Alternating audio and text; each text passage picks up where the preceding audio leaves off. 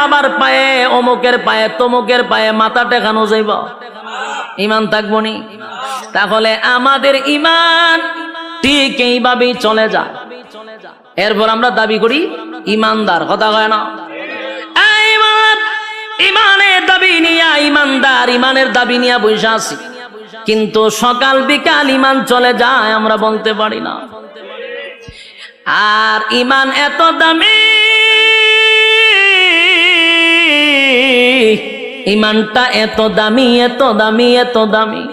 আল্লাহ বলে, বান্দারে ঈমান যদি থাকে, পাহাড় পরিমাণ গুনাহ যদি হয়, আল্লাহর হক নষ্ট করছেন, বান্দা যদি একটা সময় ভিতরে এটা বুঝে আসে যে আমি গুনাহ করতে করতে পাহাড় পরিমাণ করছি, গুনাহ করতে করতে সাগরের